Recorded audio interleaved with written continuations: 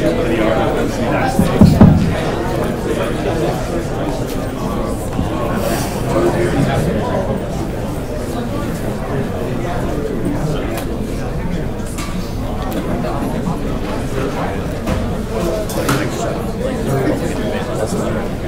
so let's get started with the first panel of the day.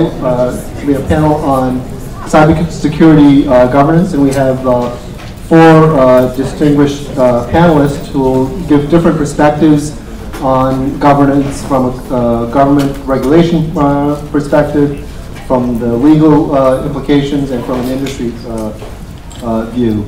So let me do a quick introduction of our four panelists. And then what we're going to do is have each of them sort of give a short 8 to 10 minutes talk on their view, and then we'll open it up to questions to the audience. So starting from left to right, Rob Knake is a senior fellow at the Council on Foreign Relations. He's also worked as a director for cybersecurity policy at the National Security Council, holds a master's in public policy from Harvard's Kennedy School of Government, and degrees in history and government from Connecticut College. Next is Vern Mosley, who's a senior cybersecurity engineer with the FCC, Public Safety and Homeland Security Bureau. He's also had lots of years of experience in various government agencies, including the GSA, Government Emergency Telecommunications Services programs at the Department of Defense. He has a BS in Systems Engineering from UVA, an MEA in Engineering Administration from George Washington, and he's also on the advisory board for George Mason School of Engineering. Next is Steve Bonafonte, who's a partner at Davis Clark and Bonafonte, LLC. He's specializes in special privacy and cybersecurity counsel.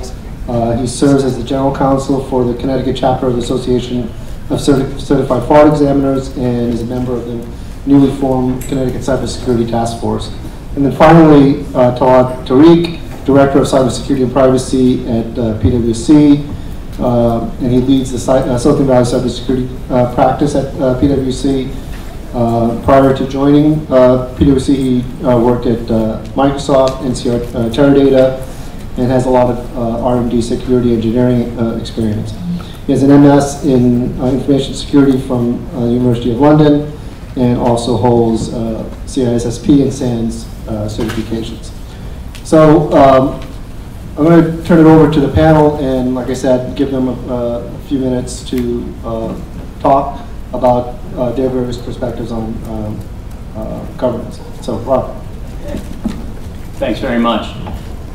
So let me start by drawing a broad frame on this issue. If you go back to 1998 and even before, there's been this notion that cybersecurity is a public-private partnership, and government and the private sector are going to solve this problem together. And for about 10 years, we never really fleshed out what that actually meant. And so the mantra that I'm pushing right now, and that I think came out of my government experience, was the idea that this is actually about not just public-private partnership, but private sector responsibility. That cybersecurity is going to be something that the private sector solves. You can go back to the founding of the internet and you can say, okay, the government invented this, it created this, it built the insecure protocols we're still using today, government needs to fix it.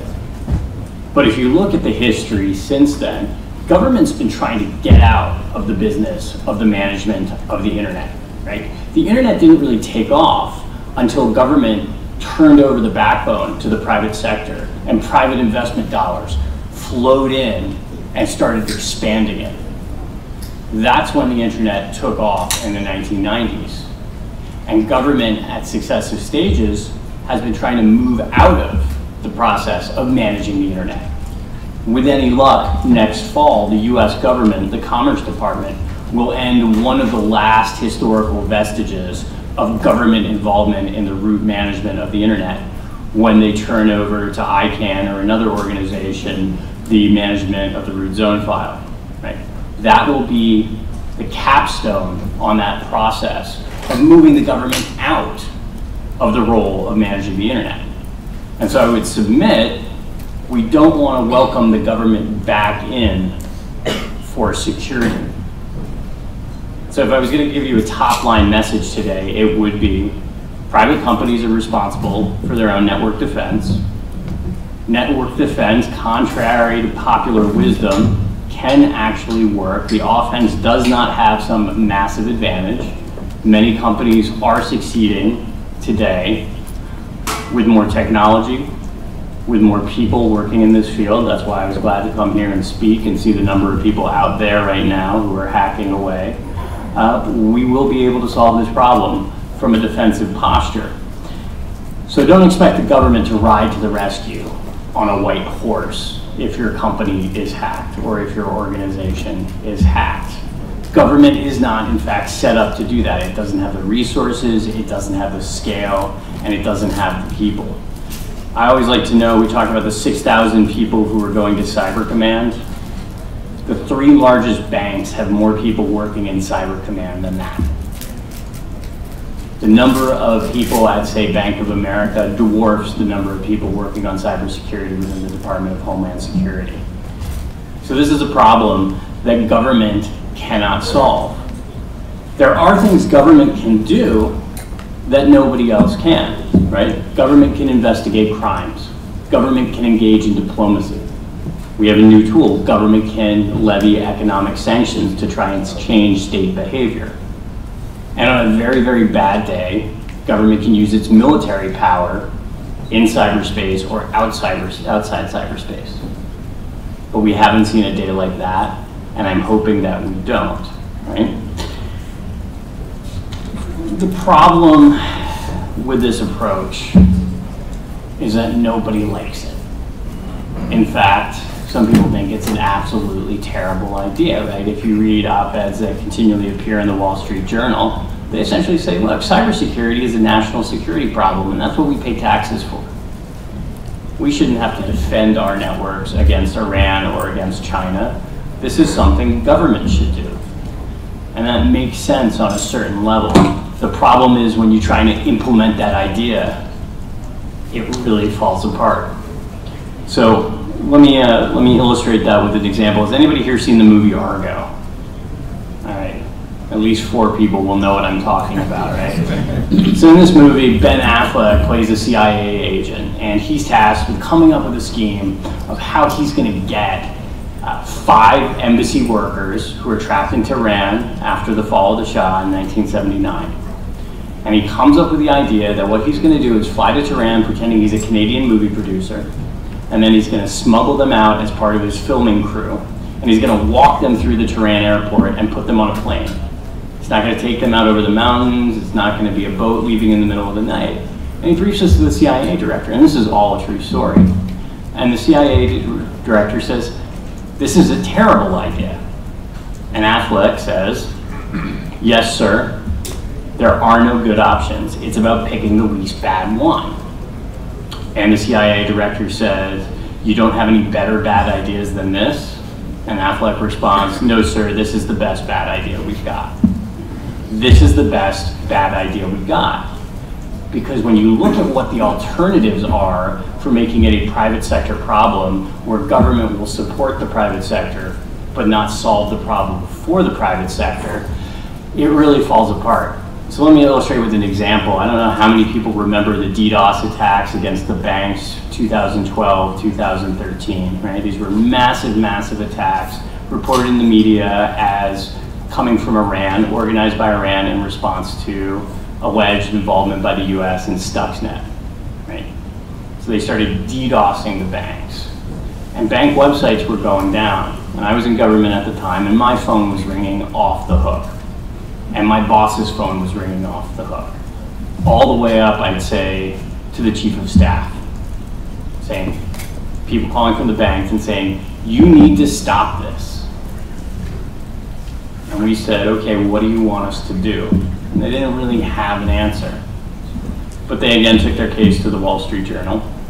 And the Wall Street Journal printed a really great article, right, which really laid out what did the banks want the US government to do to stop these DDoS attacks?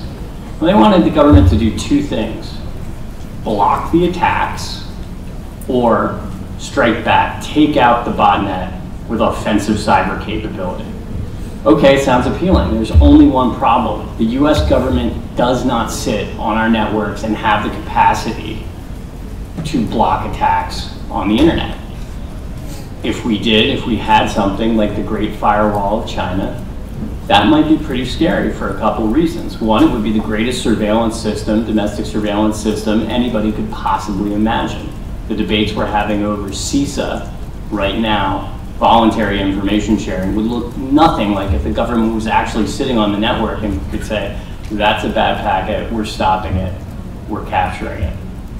It would also probably work about as well as TSA at airports. So anybody who had to fly here today should really think if they want government to be on the internet and what that would mean in terms of innovation, in terms of speed. Not really an appealing option. Second piece of it, they wanted us to strike back. Okay, only one problem. If the Iranians were behind it, they didn't launch it from Tehran. They launched it from a botnet that was global. It was in Germany, it was in France, it was Canada, and more importantly, it was in the United States. They took over servers in Texas and GoDaddy. So can you imagine Cyber Command striking out and taking down servers at GoDaddy in Texas? I don't know what would happen. That might be the start of a new civil war. It's tough to say. Texas Air National Guard is pretty fierce, right? So these are worse ideas. In the end, what happened? Well, the government coordinated some response to take down the botnets and get GoDaddy and others to clean up their servers. But in the end of the day, the banks ended up investing in CDN. They signed a lot of contacts with Cloudflare and Akamai, and the problem went away. And I looked at this just to make sure about a year later when they all had to file their IRS reports and report any material risks. Not one of the banks who wanted the United States to effectively launch a war or restructure the internet to save them from having to spend a few $1 million on CDNs, not one of them reported it as a material risk for cybersecurity. I think many of them in the end realized, yeah, you know what? We love the internet. We're basically big IT companies that store and share and lend money. That's what a bank is today. And they like the internet the way it is. So what they want and what we want is to preserve and extend the open, interoperable, secure, and reliable internet. We probably need to make it more secure, but on those other categories, we don't want to diminish the values by doing that. And so I think when we look at what's the role that the government's going to do, it's going to be to help the private sector, right? I always call this the Home Depot model. You can do it, we can help. Right? That's the way that we're going to proceed on it. I think that is the best option. The last thing I'll note is that if you've looked at what's come out in this presidential campaign so far in cybersecurity, it's been Jeb Bush put out a pretty decent strategy. And it's probably the best articulation of this model. So I don't see this model changing no matter who is in the White House in 2017. Turn it over to my colleague, Vern. Thanks very much, Rob. I wanted to start out first by helping you understand, so why do we care at the FCC? Well, one of our day jobs is really to worry about the resiliency, both from a physical and a cyber perspective, of the communications networks. We all understand that reliable and secure networks are the foundation of our digital economy, and these networks are vastly dependent on the other critical infrastructures. So strong cybersecurity policies and protections are crucial to maintain this reliability and the resiliency of our commercial networks and the public safety mechanisms. So I want to talk just briefly to give you the recent chronology associated with some very important cybersecurity activities that form the foundation of the FCC's work. There was an executive order in February 2013 dealing with improving critical infrastructure cybersecurity. And it directed NIST, the National Institute of Standards and Technology, to develop a cybersecurity framework to reduce cybersecurity risks. It also directed DHS to establish a consultative process and it encouraged independent regulators across the various critical infrastructures, like the FCC and communications, to participate in this consultative process in order to mitigate these risks. A year later, the NIST Cybersecurity Framework came out in February 2014, and it provides a common taxonomy for organizations to use to implement cyber risk management. So the framework also talks about governance of cybersecurity risks in terms of the business enterprise understanding their policies, their procedures, and their processes in order to manage these risks.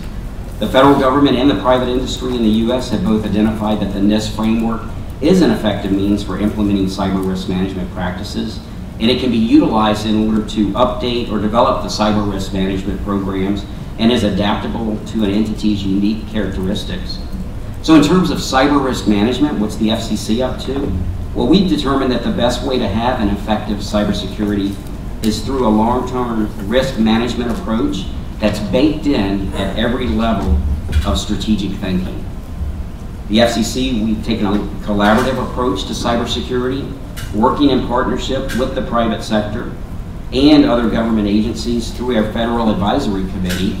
The Federal Advisory Committee is called the Communications Security, Reliability, and Interoperability Council, or CSRIC. In 2014, we charged this CSRIC Federal Advisory Committee with developing an approach to cybersecurity risk management that clearly defined the roles and responsibilities for the private sector and for the government. And as their CSRIC discussed in their report, the NIST framework emphasizes the importance of taking a holistic approach to cybersecurity, viewing it as an enterprise-wide strategic risk management matter rather than a narrow information technology or network management domain. So when managing these cybersecurity risks, it's essential to incorporate a risk governance process into the program with the key objective to ensure that an inclusive, independent, and holistic assessment of the current and future enterprise risk posture is routinely undertaken, and to align the enterprise's business mission and sound and effective cybersecurity practices with protocols and the tools that are available to help them. We believe that this voluntary commitment to address the cybersecurity risk in a structured manner has the potential to be a much more effective, emphasize much more effective, role than prescriptive regulatory checklists. The cybersecurity risk management framework developed by NIST provides guidance to organizations and effective cybersecurity practices, the protocols, and the tools to measure it. Thus, the FCC will use the complementary assurance mechanisms that were recommended by our CSRIC to understand the current risks in the telecom arena. And those include the FCC-led cyber assurance meetings with industry to learn about their practices and their cyber risk management, the U.S. Department of Homeland Security's Critical Infrastructure Cyber Community Voluntary Program, or C3, in order to help industry increase their cybersecurity risk management awareness, and a communications sector annual report that focuses on segment-specific cybersecurity. By segment, I mean broadcast, cable, wireline, wireless, and satellite risk management, highlighting the efforts to manage the cybersecurity risks to the core critical infrastructure. So we aim to begin these conversations with companies by the end of this year. Another important component of the effective cyber risk management is old-fashioned, and it's the people. We need trained cyber professionals. There is a need for cyber professionals in all levels and environments and in all capabilities, both in public safety, in the military, in healthcare, and others. The Commission has been working in partnership with the National Initiative for Cybersecurity Education, or NICE, to promote the NICE framework within the communications and public safety sectors. We also have a current working group 7 of our Federal Advisory Committee, the CSRIC, that's looking closely at this issue for the communications sector.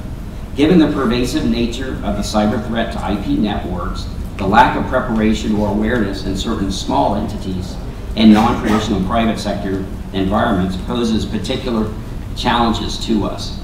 And we understand that we must find ways to develop, deploy, and retain well-trained cybersecurity professionals to these key critical infrastructures. We have additional initiatives that we are pursuing related to the cybersecurity initiatives. But in summary, what I'd like to talk about is that these collective efforts, we recognize that combating cybersecurity threats is a team sport. And I think that's been talked about a lot so far this morning.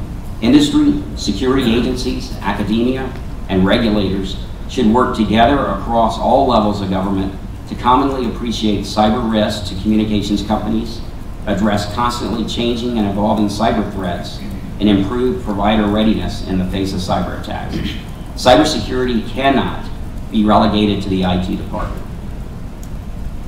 Our corporate leaders must be cybersecurity leaders by making it clear throughout the organization that cybersecurity is an institutional priority. Great, thank you.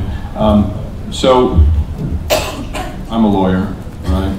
So, what my job is usually is to try and place blame when things go bad. And we talked about that a little bit and raised those issues a little bit in our keynote speaker. Who's on the blame line, who's at fault? And we think about, when we run through the list of all the people, all the entities that might be at fault in response to a particular incident, and my job in some cases is to try and figure out who is most at fault and then who should be sued and has the most money to chase after.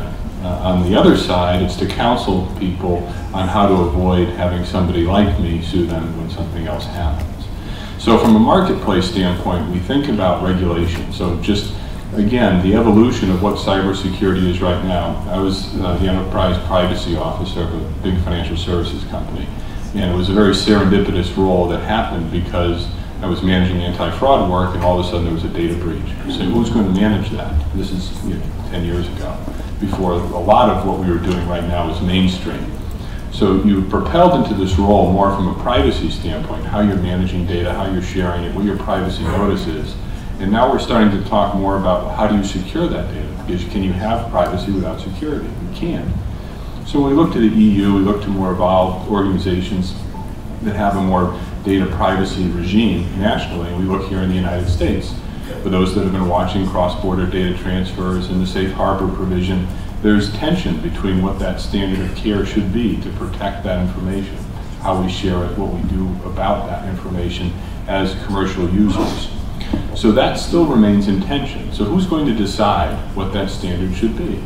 Is it going to be the legislative branches? Is it going to be an executive order? Is it going to be a self-regulatory regime of the major multinational corporations that use a lot of this information both for their own parochial use but also to aggregate and find other things, as we've talked about again a little bit in the keynote? My argument is that there will be multiple regulations. States want to get involved. States want to get involved because it's political. It's a very political issue. It's popular. People want to know about privacy. They want to know about data breaches. They want to have their elected officials locally do something. But do what? And that's where I think we look at these frameworks. We're looking at it on a national level. I don't disagree with anything that's already been said. The self-regulatory framework, I think, is the best bad idea. But then again, it leaves people at the state legislatures, what am I going to do? And that's what we're starting to see now. So we're starting to see sector-specific regulators, whether it's banking, insurance, utilities, take time to figure out within their boundaries what can they do. Connecticut is doing things right now in a voluntary way that's very creative but also very productive and constructive, not punitive, by facilitating opportunities to share information with a variety of diverse business entities, profits, nonprofits, universities, and also the Public Utilities Regulatory Authority is taking time to investigate a docket that will bring people forward to see how they should regulate on the state level. Should they regulate? Should there be a minimum standard of care for organizations that if you've met that, you'll be provided maybe some safe harbor in terms of tort liability, or maybe some grants availability to try and shore up your resources, or even eligibility for larger federal grants. Will there be some time for that? So then this framework, if we're familiar with it, we've always said it's not going to become a standard of care. It's not going to evolve to that. But we like certainty. The lawyers like some rule that we can point to say, if I do this, will I have met my burden? But how will we find that? So as I thought about this coming here today, anybody here a lawyer? Please, let there be one. Okay, good. Just one so that you'll know what I'm talking about. Going back to the 1930s, there were these cases with tugboats, right? Tugboats and barges. You say, this guy's crazy. What is he talking about? Tugboats and barges. How can that have anything to do with cybersecurity? Well, there were these tugboats and barges going in the New York Harbor. And the tugboats were, the barges sunk, bad weather. And the people that owned the cargo on the barges sued the tugboat owners, saying, hey, this is your fault. You should have known about this weather. You should have known this was bad weather. You should have pulled into a port and not lost my cargo. Well, they sued, and they said, well, we didn't have any, how could we have known about the weather? Well, evidence was introduced that you could have had this radio that told you about the weather. And about 5 or 6 other tugboat operators, they had this radio. And this radio lets them know about the weather. And the tugboat operator said, well, wait a minute, nobody has this radio. Or if they do, it's not commercially reasonable, it's not the norm, so you can't hold us to that standard. Well, the judge disagreed. He said, no, that is the standard, because generally speaking, just because everybody's not doing something, if it's available and if it would have avoided that loss, that's your standard of care, your liable pay. And that's what we're going to see in cyber, I think. I think the answer is sitting on the other side of that wall. I think that's our future for what the standard of care is going to be. The perpetual penetration test, vulnerability assessment, somebody constantly trying to break into your environment and making sure that you have that real-time ability to identify zero-day threats, to move in response to those. And if you're not doing that, because it's available, when you have a large legal claim against you, some court is going to look back at these old cases and say, you could have done that. You could have afforded to do it. And just because everybody's not doing it, that doesn't mean you shouldn't have. And I think that's where we're going to see courts be much more active in trying to create aggressive standards of care to protect this information. So, interested to hear more discussions, and hopefully we'll have time for questions. And I don't think I'm suing anyone here, so that's good. Okay, so my name is Talha. I come from California, and I help a lot of our Silicon Valley clients improve their cybersecurity posture. I'll echo Rob's comments in terms of what the government can do and what the private industry can do. From my perspective, I just don't think the private industry has done enough. You continue to see a lot of lip service in terms of, yeah, security, we need security is great, but when it comes to any meaningful change in their responsibilities to improve infrastructure, improve their products, improve any ecosystem around it, you continue to see, hey, we need better, faster, cheaper products for the market, but nobody talks about safe, resilient, trustworthy, secure products more time. In the keynote, Bruce mentioned different analogies of, Internet of Things and devices, and he gave an example of the router, like, hey, when was the last time you replaced a router? I think some of the challenges in the industry are even far greater than, the worst could happen if your router gets attacked is, as an individual, you may, get hacked, your personal information will get leaked.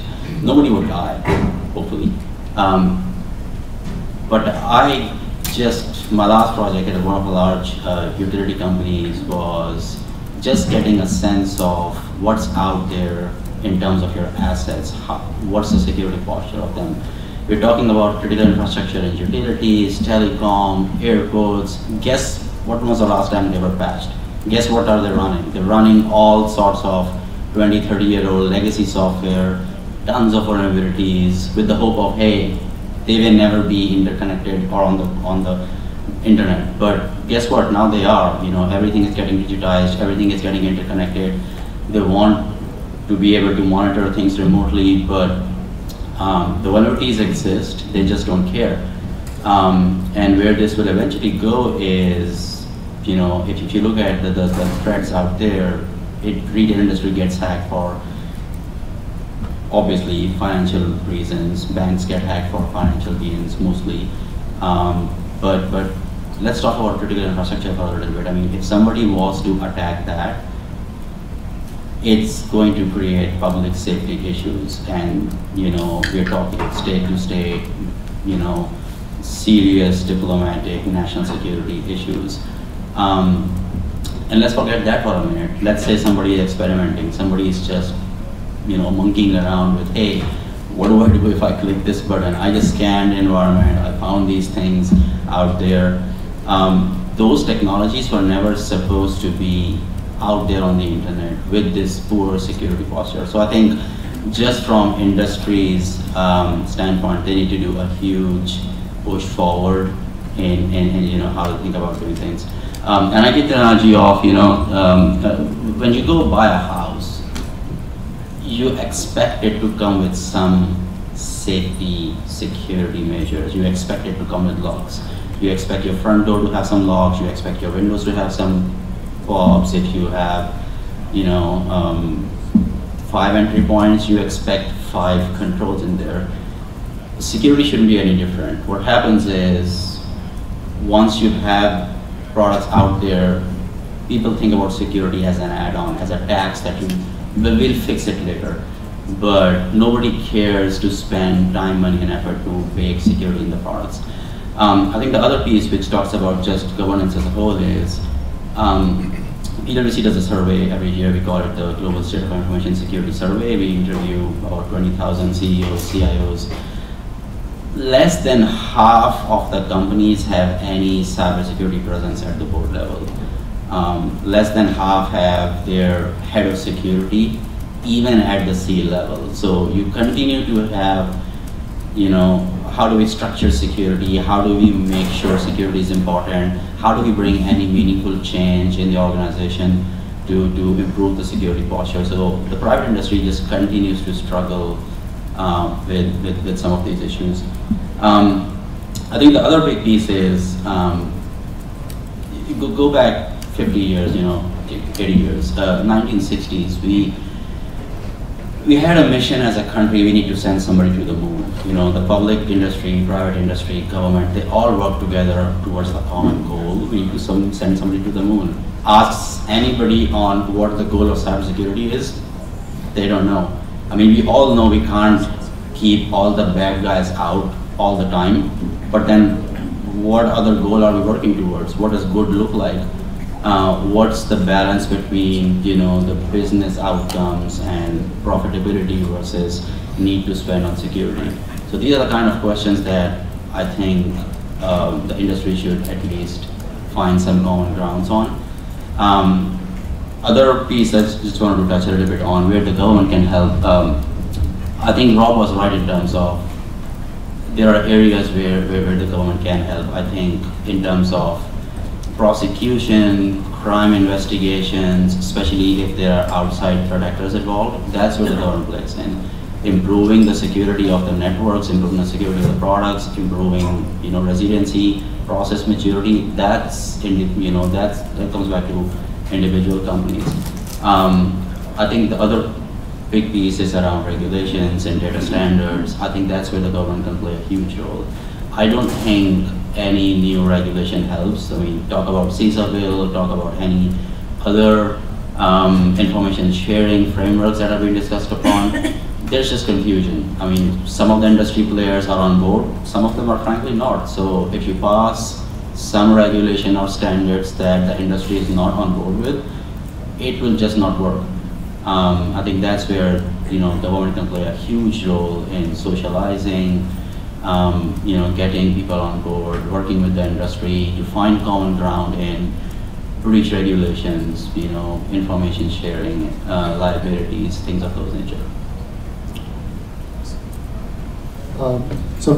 Before I turn to give the audience a chance for questions, just want to ask if any of you had just a minute or two just to respond to what others said. We had virtually no disagreements. We're not going to start a fire. But I do think that a topic for discussion in boardrooms, and I've briefed audit committees or boards of directors about this issue, and they are very uninformed or misinformed about what the risks are or what they should do. And they again want some sort of definitive, platform to say, if we do this, will we have met our fiduciary responsibilities as board members, right?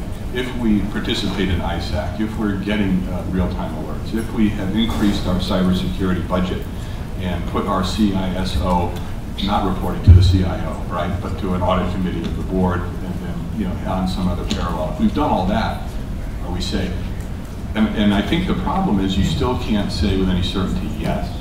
If you do all this, you have safe harbor, but you are in a much more defensible position, should something very unfortunate happen. And I think that's where we want to be able to articulate that movement toward that goal.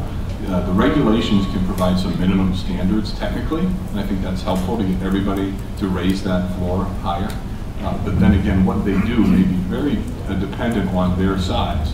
A small community bank and Citigroup are going to be very different in terms of their expectations.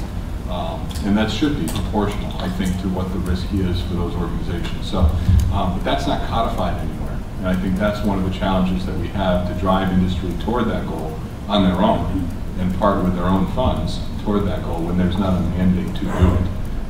Because it does get put off to the side as a nice to have as opposed to a must have. Yeah, I'll give a very good example on this point, which is supply chain risk, right? I mean, everybody knows it's huge, everybody knows it's an issue, but you just see very different variations in terms of maturity on how different companies treat cybersecurity risk, include the third-party partners, supply chain. Banks do it because there is a mandate to do it. Technology industry doesn't because they frankly don't care. Nobody is pushing them with a stick to like, hey, you need to do this.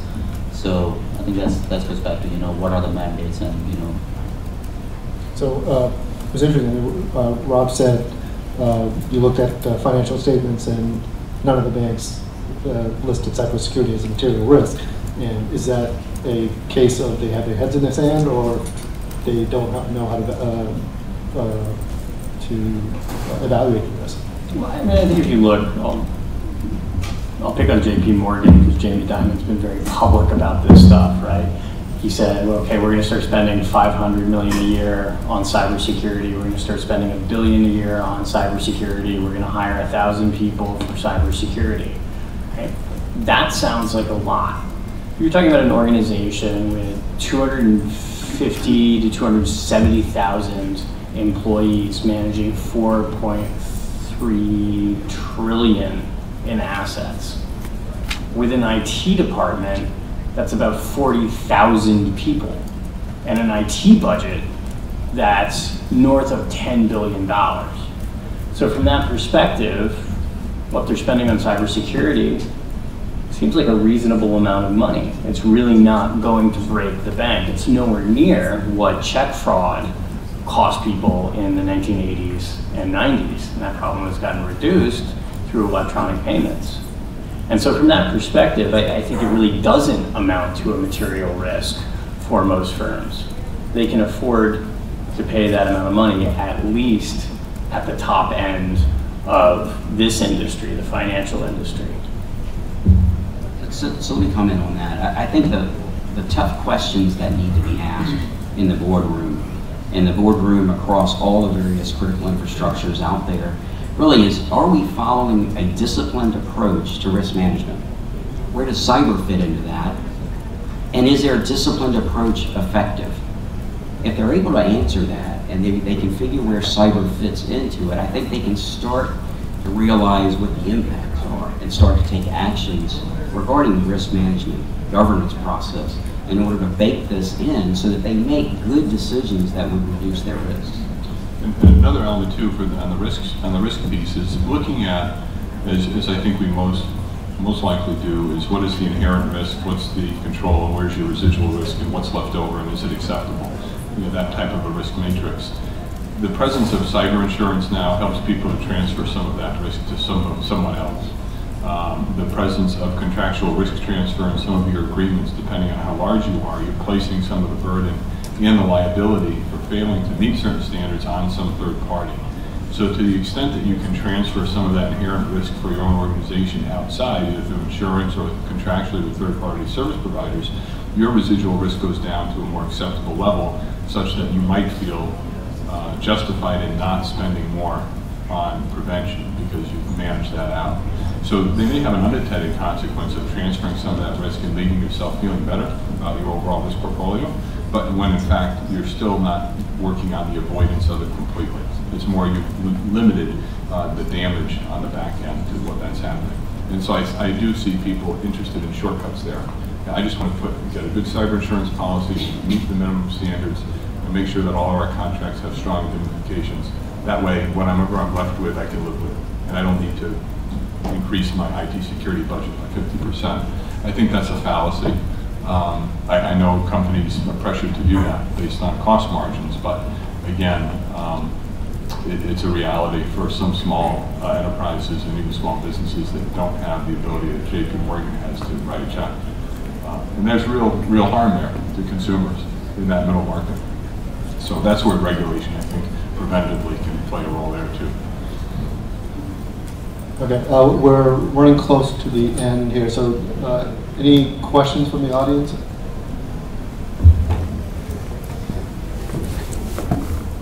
As you talk about how industry is going to be responsible for its own defense, where do you think the military plays a role? Because we wouldn't ask banks to develop their own anti-ballistic missile systems, or if bombers were flying over the banks, we would expect them to have anti-aircraft systems, where if you're talking about nation-state level, as nation-states are going after the private sector, where does the defense sector step in? So, I mean, I think the short answer is the defense sector will step in when it rises to a nationally significant event where it's not necessarily about the bank, but it's about the security of the United States. What they step in and do at that point is, at least for now, pretty clear, right? They will have offensive military capability in cyberspace and outside cyberspace to project force. What they won't have is the ability to come in, sit on your network, and defend it for you. They're not going to be putting fingers on keyboards, no matter how much General Alexander wanted that, because they're not going to understand how your systems work, and they're not going to have better capabilities than you do. The funniest thing that we ever saw was when we do these kinds of exercises with government and the private sector, where he says, okay, call up the National Guard. Okay, you call up the National Guard, you take people out of the SOCs at Microsoft and Google and Facebook, and then you put them on a military base, and then they can't defend their own networks. And so I think from that perspective, the idea, it's a good analogy that, hey, we don't have our own anti-ballistic missiles, that's the government's job. Unfortunately, this is warfare in this fifth domain of cyberspace, and it is fundamentally a civilian commercial domain. So I have an opinion, this is my opinion. I think, so who's the best and baddest hacker on planet? NSA. You know, they're sitting on a pile of many 0 days. We've seen countless times, you know, they're using this as, you know, strategic opportunity. I think they can do a huge service if they come back to the private industry and help them fix some of those, even after they've used them. But if you, I think that's where I think some of the intelligence and defense industry can play in, which is like, for the greater good, you can help make other infrastructure safe, resilient, and secure. So sure, there may be some national interest, and I mean, I'm not the one debating what is right and what is wrong and what is better in the long run, but I think and it also goes back to the trust relationship between the private industry and the government, which is, if the government continues to do that, it's just creating mistrust, and then both these entities cannot work together. Hi, I had another question. So in the context of global supply chains and communication information sharing, I know that came up, and in risk, there's issues with I think governance and facilitating communication between public and private. An example being, there was a very large exercise done in 2003 called Livewire that brought together both public and private institutions, various agencies, and very large financial industry partook in this. And we basically piled on a lot of events, things broke down. But the fundamental issue in solving those problems was communication down from the NOC, translating that to risk, and then across the supply chain. And I wanted to ask the board, the panel, is what can we do to facilitate that type of communication? FSI SACS was mentioned on the panel, and to maybe mandate, somebody talked about mandating the ability to share information, if it's not real time, make it real time in the future, to work together. So I can speak to one of the areas there. Supply chain is an incredibly difficult topic as it relates to communications. There's just thousands and thousands of components that make up the supply chain for that. But we're asking our Federal Advisory Committee to kind of take that on this year and to help us specifically within communications to see what can be done specifically in that area to better address some supply chain threats. You know, it's a weak link, right? And so the information has to be communicated from all the way down to your lowest level component that you have in your supply chain, all the way up to people that are making decisions about how they're going to use those particular components in much larger systems. And those systems cross infrastructure boundaries. So information that's used in communications, they can have the same processor that's used in the healthcare field. So, I agree with you. It's a very difficult and challenging task ahead of us, dealing with supply chain and communicating that information out. But we're asking for some help in that area so that we'll know what to do to address it from a communications perspective. All right, thanks. So we've run out of time. I want to thank Rob, Vern, Steve, and Talha for participating on the panel and giving some great insight on governance. So let's all give them a hand.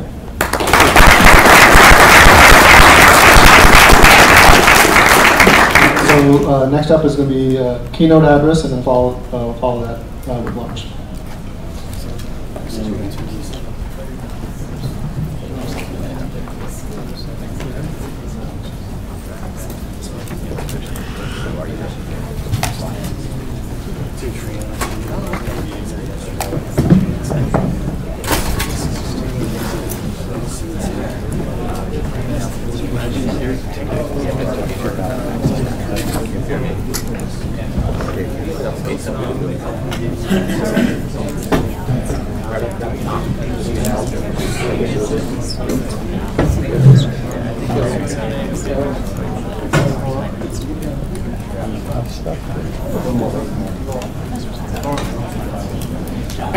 The keynote address by the CTO of NBCU, who's also one of Comcast entities. It's my great privilege to have my colleague here to join us on this CyberSeed conference to really speak about organizational readiness when it comes to emerging trends and the themes of our conference within the cybersecurity.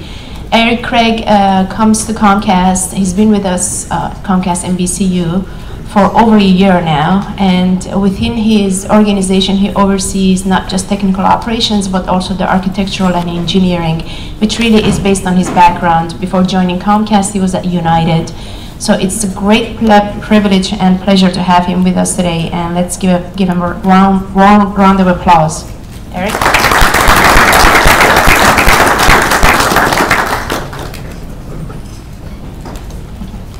Thank you, Ramos. All right, should be good. Good morning, everyone. Thank you for your time.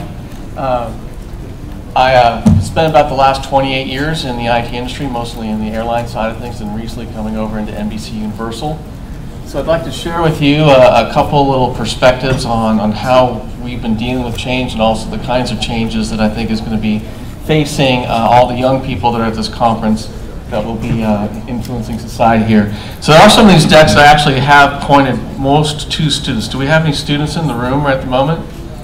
All right, thank you. So I'm clearly not Bruce, and I can't suck people away from their challenge. Anyway, let's go through a couple things. I'd like to talk about change in the first place. So for those of you who are joining or coming into the IT industry, I'd like to congratulate you. You have joined the most fad-prone industry on the planet next to fashion. Right? And let me give you an illustration about why I think this is true. So how many times have we heard the words that the PC is dead? If you look at the details of the slide, it goes all the way back to 1991 with very great luminaries in the industry predicting the death of this particular piece of technology. This particular slide runs out right around 2013. There has been, of course, been a dip in sales of the PC environment. But the key message here is that this is a technology stack that's not going to go away, and it's part of your security problem. And I also relate it to the experience we've had with mainframes, right? Those of you who work in large companies or are about to work in large companies, you'll hear the phrase, hey, we've been getting off the mainframe for the last 10 years, and they grow by 10% a year.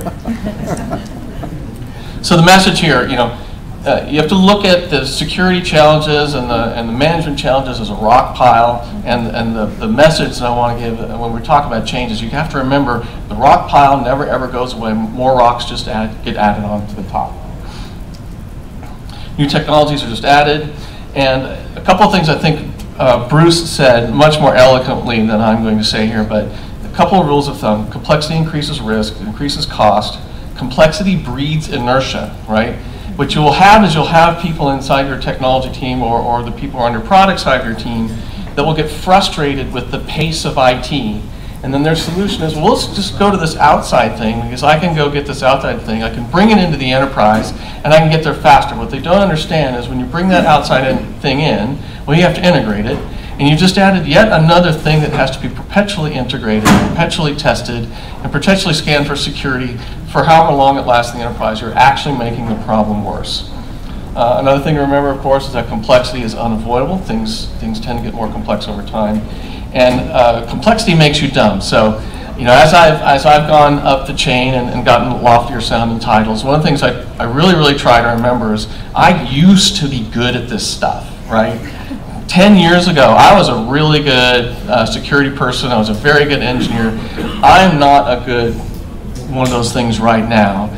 And so sometimes I have this desire for things to be simple at my level, right? And my desire to make them simple at my level sometimes pushes solutions down into my team that just don't work, right? Because I want to comprehend it. I want to be able to understand it all from my point of view. I'm accountable to explain these things to my superiors, or in some cases, not for me, but for loftier people who have to explain things to boards. You have to really feel like you know what's going on here, when in fact, you just don't have the amount of detail that you used to have. And so the complexity in the environment leads you to craft and create solutions that are simple and probably wrong. So I wanted to give you some examples here about what's changed in media that I think, I hope this crowd finds a little bit interesting. So I did a really simplified model here about how the industry used to work, right? So you had these major broadcast facilities that were scheduled around the United States, and they had this sort of range that their signal could reach, and this was sometimes a factor of how much money you could put in your antenna, sometimes a factor by our friends at the FCC that would tell us, you know, how much strength you could have, right? All of this process started to come about because of the way this broadcast system worked. So for instance, if you wanted to sell content, right, you would have to license that content to each individual broadcasting facility. This is how you made your money, right? This also hopefully explains why, you know, those of you who are with cable subscribers, other kinds of things, you get frustrated because it's like, well, hey, I'm living in New York, just moved to New York, but I used to live in Chicago a little bit ago. How come I can't see a Bears game in Chicago? Well, part of the reason is we have these skeuomorphs, right, which are legacy constructs which still sit in our infrastructure, still sit in our thought patterns, but don't really jive with current reality. So how did things work for me before? It was actually fairly straightforward. We would have a couple of major places that we would call the broadcast centers. The broadcast centers would sort of package up the content that we wanted people to see, and we would sort of ship them to these particular places to play. When we would ship them to the places of play, we would put the show, we would put the national ads, and then we'd put these little markers in and say, hey, if you want to run, you know, your Cal Worthington, your dog spot commercial, or whatever it is, this is the place where you can insert that commercial and run it. This is what the distribution pattern looks like today, right? So we have cable companies, we have internet providers, we have local stations, we have all different kinds of ways of producing our content and getting it out to consumers. And what's interesting about this, if you look at some of the agreements we still have to construct, they still have this model in place, whereas there's this notion of an area of the country that sort of owns this content, and if you're not in this area of the country, well, then you really just sort of can't see it. So our world has become far more complex in the distribution side of things. As I mentioned, one of the things that we did or continue to do is we take our content and we actually have people. So those of you who have children, I'd like to tell you I can offer them a job where really they get to watch TV all day long. That could be their job, right? And what they do is they actually watch the show and they make sure that the colors look good and it looks good on certain kinds of TVs.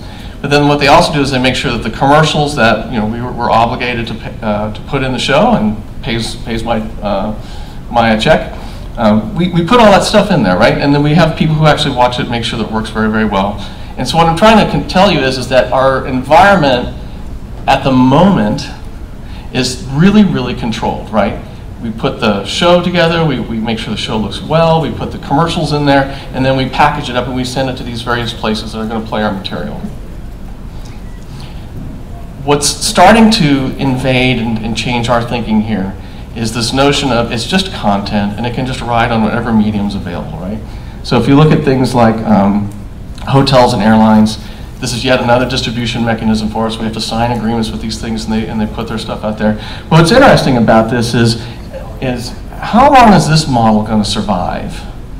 Right? At some point, you're going to pay and you're probably doing it today. You're probably going to pay your, $12, whatever it is the hotel wants to extort from you because you're in their facility and they're the only people who can give you internet. You're not going to pay them this to watch a movie anymore, right? You're going to stream whatever is your favorite shows across the internet, and how are they going to control and how are they going to morph that particular product so that they still are capturing some revenue from you in that stream? And then, of course, how do we get paid for that, right? And what we're seeing here is just a continuing proliferation of ways that things are distributed. So you've got your ITV, you've got your Amazon, you've got Netflix, you've got Hulu. So this old world model that we had where we put it in sort of this one little package and was sent to a couple places and broadcast out is completely collapsing and it's getting very, very confusing. An interesting thing as technologists to think through is when we produce a show, how much bandwidth do we need to allocate for the show, right? So if I'm going to live stream, well, I've got my 4K resolution, which is coming out, which is, gig or whatever, it's something huge. My 1080p, my 720, my NTSC, my European standard if I put it out there, right? You want it in Spanish, well, we have to create a feed that's got the Spanish language in it. So by the time you multiply all this stuff out, the amount of bandwidth that we're pushing out to satisfy all these different formats, right? And by the way, for the people in this room who are students or the professors, please come up with a universal player that we could put in all these mediums so we don't have to deal with this and produce so many different types of formats for essentially the same kind of show. So we've gone from pilot control platforms with very, very small attack surfaces, right? The TV was a remarkably great device for us for lots of reasons. So as long as the signal was going out, the broadcast tower was going out okay. If your TV didn't work, it was pretty safe for me to say, yeah, your TV's the problem. But now that you're playing our content on top of an internet provider, it's a little bit more difficult for it to understand where the source of the challenge is. The attack surfaces on these new mediums are now attack surfaces that can use against me. And this is sort of a new thing that we're trying to deal with. And all these plethoras of methods of distributing our content not only have a security impact, but also cause brand damage, right? As we put more and more pieces, and Bruce talked about this, the fact that I'm taking these distributed pieces and I'm tightly integrating them onto a web page. You as the consumer will look at an NBC web page when something hiccups on it. You don't really know that I just borrowed a web part from some other company and it was that other company that got hacked. What you see is that the NBC website they're using has got hacked. You make inferences that my security sucks, and then we start using viewership. Right? So while I can transfer some financial risk to some of these cyber companies that were mentioned earlier, I certainly can't transfer brand damage, and I certainly can't transfer loss of business from it.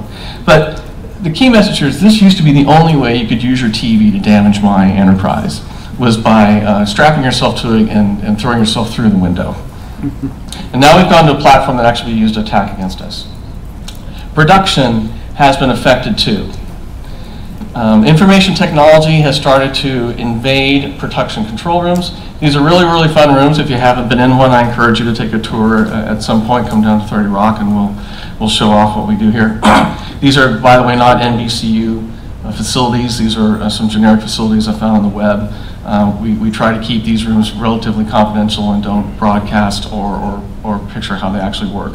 But one of the things I could tell you is that in the older style control rooms, which manage shows, you might find this room manned with 12, 14, maybe 18 people, right? And a lot of analog technologies, lots of staff. And what you're finding now is that control rooms are sort of moving into this kind of environment. So where's the security challenge here? The security challenge here is exactly what Bruce mentioned. A bunch of things that used to be done by people is now being done by machines, and those machines are vulnerable to attack.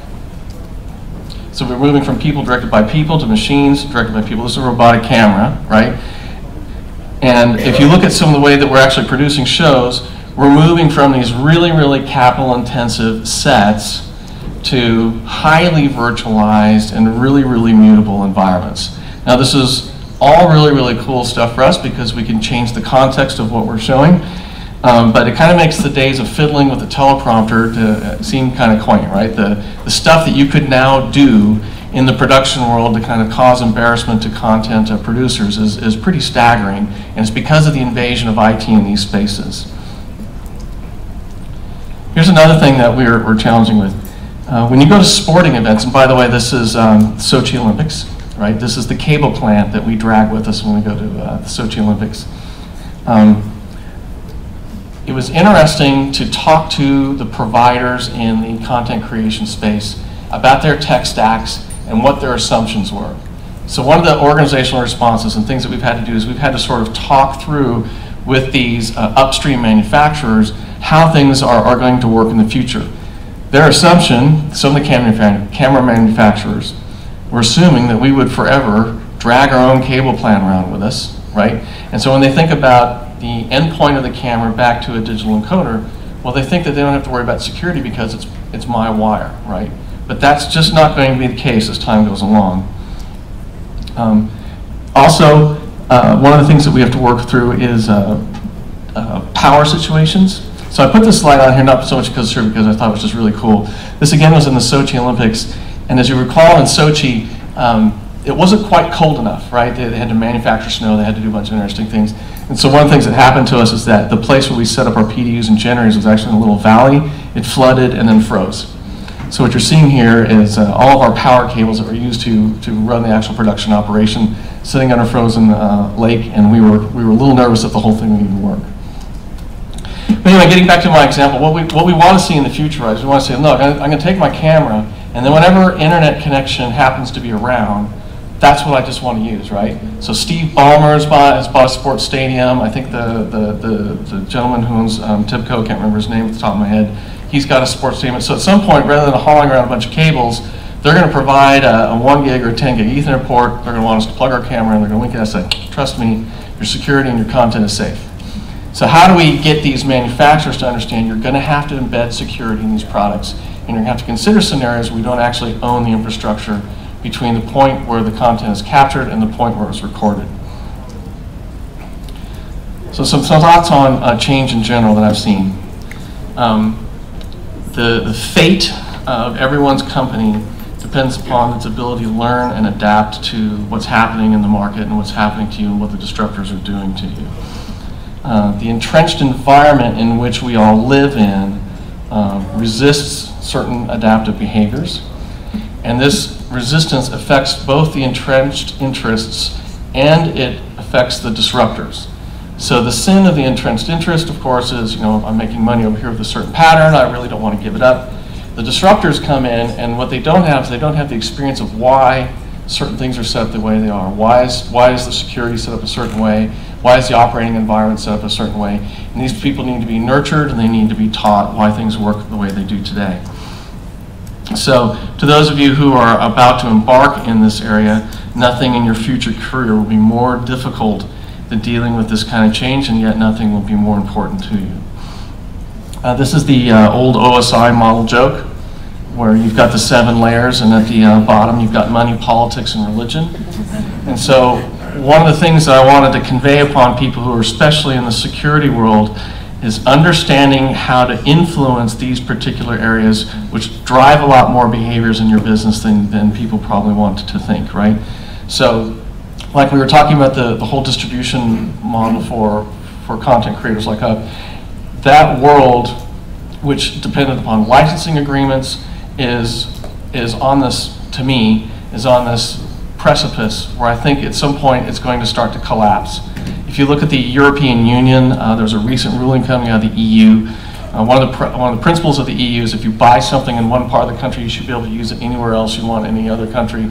And guess what? Some forms of content and media, you couldn't do that, and so the EU basically struck down the core of some of the distribution models in those places, and now everyone's trying to figure out, well, what are we going to do now?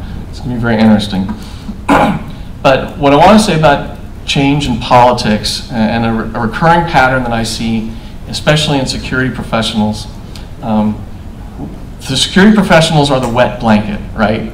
It's hey, we want to do all these really cool things. We want to get to these virtual rooms. We want to do all these really interesting things on the internet. But have you thought about the security side of things, right? And so my advice to people who are going into this business, and for the professionals in this room, is don't underestimate the importance of your skill to communicate to senior leadership why these security changes are important, and don't overplay your hand, right? So it's enough to do your penetration assessment and say, hey, I got into Eric's email, and when you present that to me, show me a screenshot that's got my email, but it's blurred out. Just for me to know that you got there. Don't come to me with my emails in your hand and read them off in a room in order to get my attention, right? This is behaviors that I've seen over and over again with security professionals, and while it does get a message across, unfortunately, it puts you in the position of not being a friend to the organization, not being a friend to the business. It puts you in an antagonistic sort of point of view, and you don't want to be in that point of view as you are competing with product managers on where to invest corporate resources, because that's where the game is. The product people are trying to drive more revenue to the bottom line. You want to be seen as someone who's enabling them to do that, not someone who's just putting on the brakes for everything the company wants to do. So another thing to think through is people, processes, and technologies, they evolve together. They are a consistent ecosystem for business processes. Some of those processes are embedded in computer systems themselves. Some of those things are embedded in people, but the people taking on those processes do those things in such a way because the computers don't, and vice versa. Thinking you can swap things in and out easily, right, is kind of like swapping out bees for mosquitoes. They're both pollinators, right? And they might pollinate your plants, but the support system around them slightly different. Maybe this is what you use grad students for, is to feed the mosquitoes. But the message here is, you will find in your career, and as you start dealing with these organizational changes, can I take the processes and technologies that I've been using in IT for years and years and years, do they apply? And do they apply in some of these new worlds? Maybe they do, and maybe they don't. And the message that I wanted to sort of convey here is, don't overestimate how similar things are just because they look similar on the surface. If you look underneath, there's actually a lot of complexity there, and your duty as a security professional is to make sure you understand what's really going on and are applying technologies and processes that sort of meet the needs of the business. So what have we been doing in NBCU specifically in this space? So there's been some places where we've been able to effectively bring standard IT security controls in the media space. Another thing that's kind of interesting about media is in the film world, people will produce a shot for the day. It's called a daily. That gets shipped to maybe an editor. It might get shipped to a director. It might get shipped to someone who's doing graphics processing. So there's this network of third-party companies that sort of surround and make this ecosystem inside of film. And it's a very heterogeneous mix of companies that have been doing business a really long time with one another. They're all interconnected on a relatively private network that keeps these particular companies talking to one another. And their assumption was, well, because we're on this relatively private network, we're kind of safe, right? No, I think everyone in this room should know that's a false assumption, right? I've been in broadcast facilities and other places where I've been told, hey, look, this is an isolated and protected part of the infrastructure. And then I'm in this room and they're running a Skype session, right? They're talking to a reporter over Skype, or they've got their email up, or they are on the web doing some kind of research. So one of the messages there is as we think through as an organization, it's breaking down some of these boundaries around, in the old days, you were this very tightly controlled, very isolated environment, but I don't know that your business model supports that as you move forward into the future, right? It might be the case that you're going to need to bring in what we'll call internet-enabled applications into these kind of control groups. And how are we going to do that, and how are we going to do that security? There's also been some reverse lessons. So there's some really, really interesting things that the people who produce content have been doing to kind of secure their products, right? So one of the interesting things is watermarking, right? So whenever a daily goes out and it goes to a particular company, let's say we film something and we're going to send it off to Deluxe for color processing. What happens is that that particular piece of content is marked with a watermark that's unique to that company. We send it over there, and then they do what they do to it, and then when they send it back, if it happens to leak out onto the internet, we sort of know where that content came from. So we've been taking some of these interesting things that have happened in the content world, putting them into the regular IT security controls, and been doing some other interesting things by protecting content that isn't necessarily film and media, but is more like documents and those kinds of things. And it's been a very interesting experience. We talked a little bit about demonstrating the vulnerabilities. I really want to emphasize, in my experience, the importance of doing this. You cannot have a theoretical discussion with a product manager. It just whistles right by them. You need to bring concrete evidence that they have a particular vulnerability, that there's a particular problem in their process, and it was able to be exploited. Never underestimate the value of it, and again, my advice to everyone is just to make sure when you're doing it, you know, I don't know another way to say it, but just don't be a jerk about it, right? Just kind of point it out, make sure it was clear, and then move on. Awareness campaigns. I think Bruce had a really good point. Everyone has some kind of need to understand security. And while we are not all responsible for certain security positions, because we are just not in a position to actually fix them, there's certainly a reason why we shouldn't be awareness of it. So one of the other changes that we've been doing is we've been doing a huge awareness campaign throughout the rest of the organization. We've done Security Jeopardy, Security Jurassic Park, Security Minions, you know, anything that we could possibly do to try to get the attention of the creative types that are producing this kind of content, and just to kind of bring the awareness of how security works and why it's important in their business. Finally, the things we're trying to do is we're trying to build coalitions with our content creators and providers to drive our vendors into a good and happy place. And then instituting some formal governance processes. All of these businesses that I mentioned inside the NBCU family, very, very homegrown, very, very organically grown, and bringing the discipline of formal security practices you typically find in banks or other kinds of institutions is something that we're slowly starting to institute throughout the company and bring that kind of visibility. So what are we doing on the technical level? One is we're trying to put together some realistic isolation mechanisms and make sure that if we do have areas of the network that are a little bit more sensitive than others, how are we protecting those networks? Once if you have a company or become a part of a company that grows through a lot of M&A and activity, what happens is everyone's trying to get the value out of the M&A as quickly as possible, and so it's like, hey, just bridge the networks together and just kind of make everything work, right? And then what you have to do later is you have to kind of say, okay, but I've got a person over here who, as a cameraman operating a truck, doing a sporting event, and then over on the Comcast side of the family, I've got a reservation agent. There's no real reason for those two systems or people to talk to one another, yet our network permits it to do so. So how do we think through the various businesses that have been put underneath this conglomerate, and how do we put the appropriate isolation mechanism so if an attacker gets in one place, they don't spread to somewhere else? We're federating common security capabilities. There's an excellent sort of a managed security provider service that's offered at the corporate level at Comcast, and so NBCU is glomming on that as best we can. The other thing that we're trying to do, and I think this is so important not only for security but also for these cloud models, is having the debate and making sure everybody understands, yes, time to market, very, very important, get that, but there's a long-term operating model and a long-term security burden. The more you spread your workloads out into more and more cloud providers, and the more disparate you make all those ecosystems. So I've got a challenge right now where I've got a core system, you know, that houses financials and HR and all that kind of stuff, and it's been surrounded by these cloud products. You know, your Salesforces, your Concurs, your Vruxis, all these other kinds of systems. So now not only do I have an operational challenge, because in order to keep one business function working, there's 6 data centers that have to be kept online, and all of the interconnectivities between them.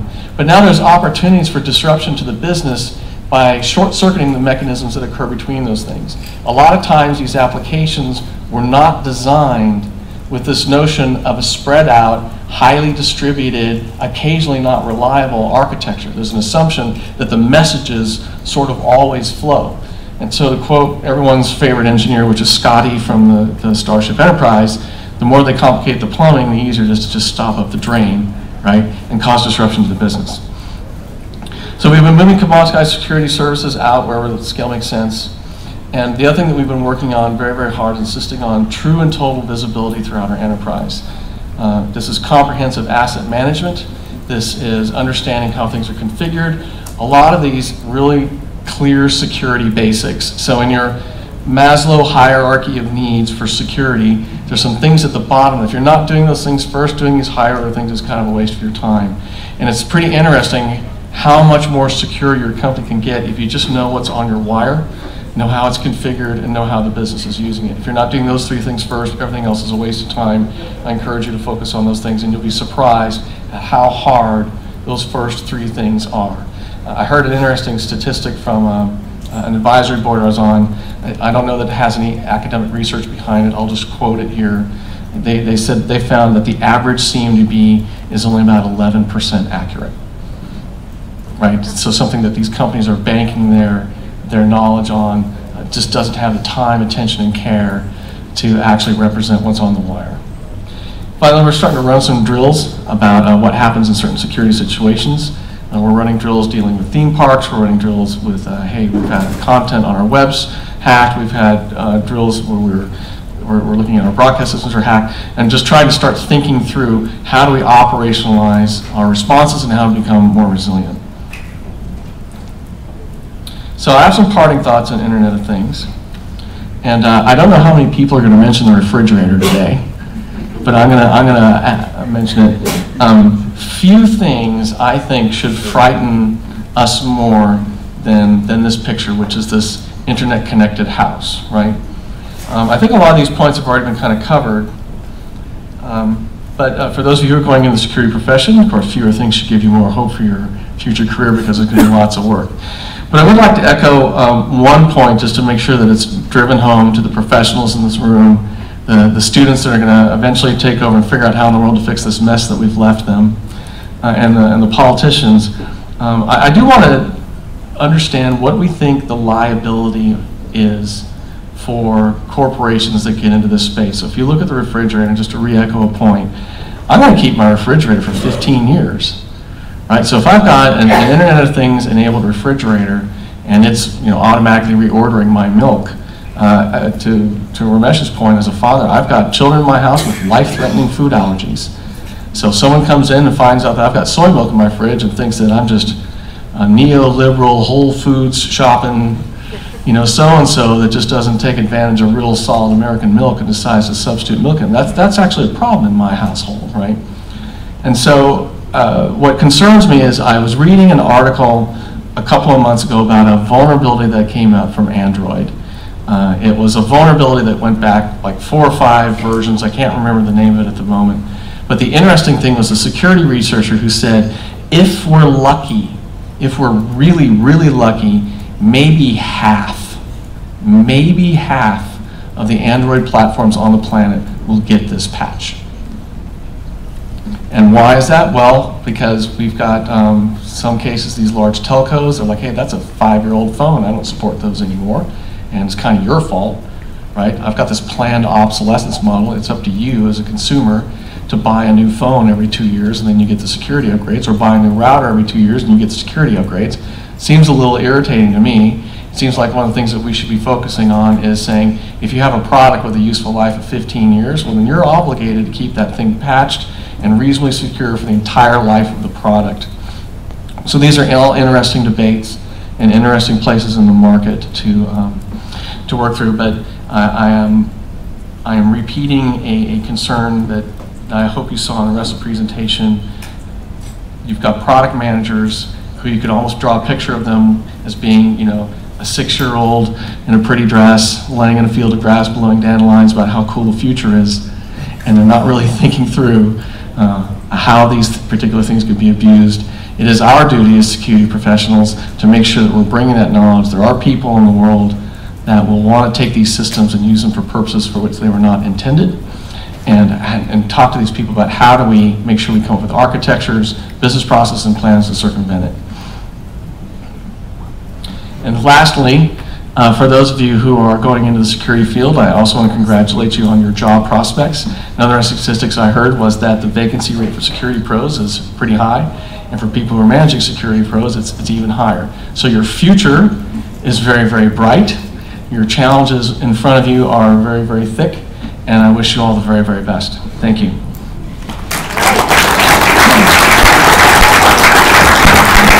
Thank you very much, Eric.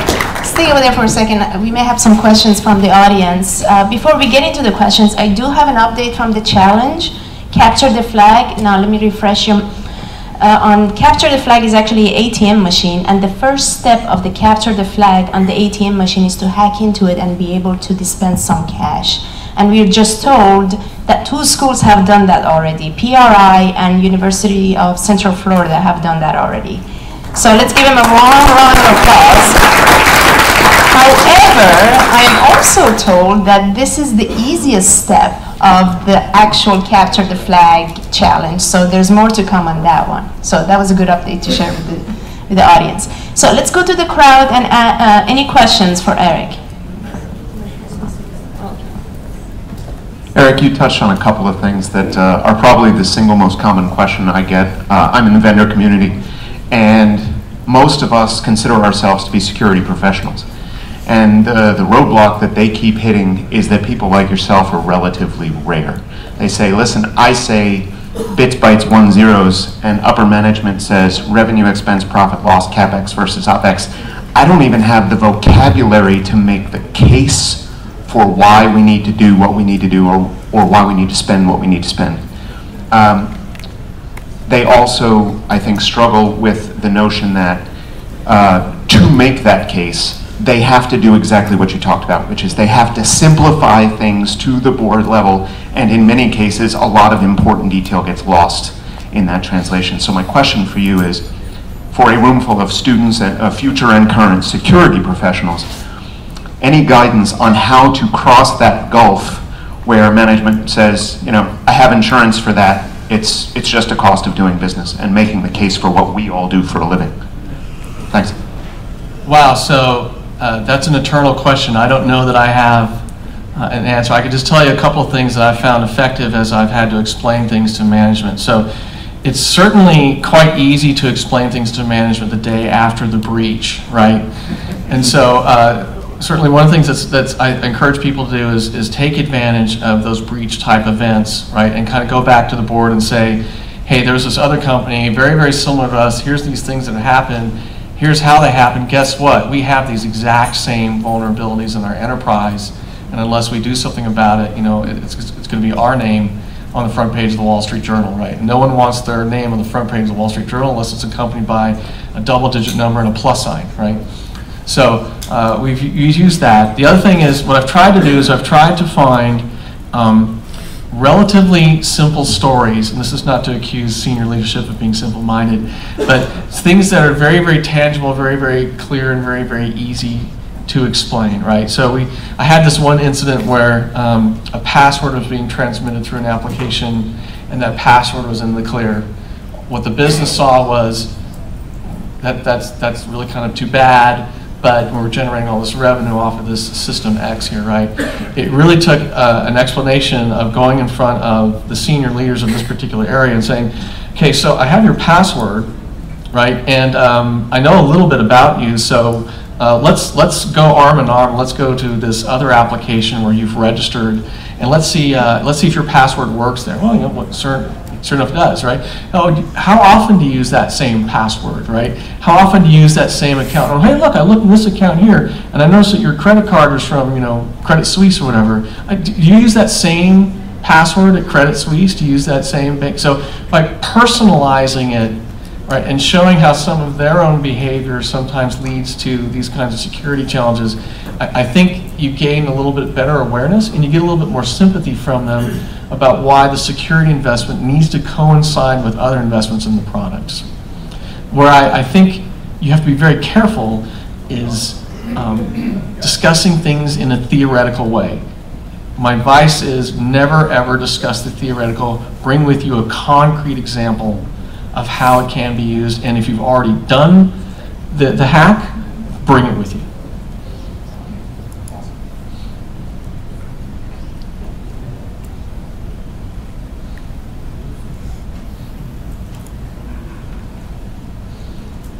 So on the last panel, we were talking about like having a minimum standard for your security, or just basic hygiene almost, and this self-regulation for the private sector.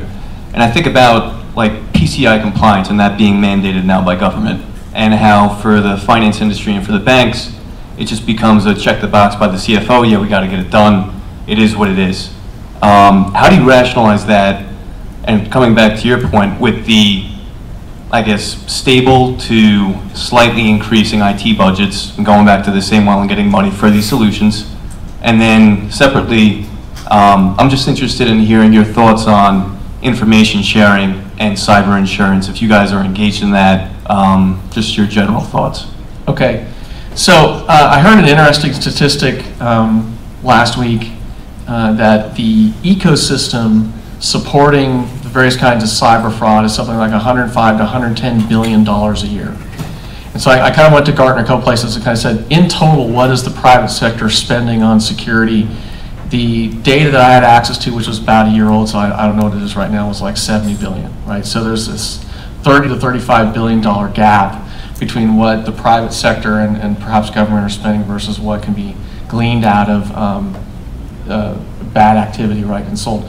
So, and there's some other challenges there too, right? So we have a lot of restrictions placed upon us, like for privacy, right? We have restrictions placed upon us because we're concerned about litigation. It would be great in a room of security professionals for me to just be able to come up here and say, here's these apps that I've had, here's some of the vulnerabilities I have, here's how we've tackled them. There's a lot of worry that I can't share in that manner, right?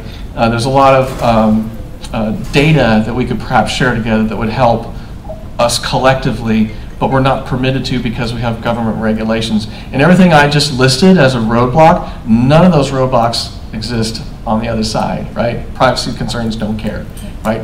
Laws that prevent you from sharing don't care. Reputation don't care, right? So what I'm trying to dance around here is we need to do more sharing, right? So we're members of an ISAC that's sort of media focused. And when you're in these rooms where you're just with your brothers and sisters who are in your industry and are security professionals, I think the knowledge is starting to flow. I do think that we are doing more and getting more help from government in terms of sharing information with them and then them sharing some information back. I think those mechanisms are starting to flow a little bit better. But we need to do a lot more of that because, again, the people that we are batting against, they are sharing things on darknet social media or whatever it is that they do, and they're getting ahead of us in some cases simply because they're collaborating better than we are.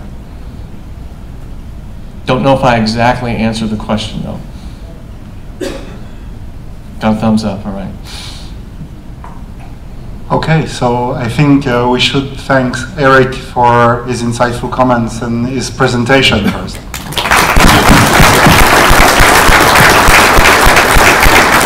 So this concludes the morning session. Lunch is being served right now. There is a small change in the program. We're shifting everything by 15 minutes, so we will reconvene at 1:45. And everything in the afternoon is shifted by 15 minutes. If you're a speaker, please join us for lunch at Nathan Hale. Thank you.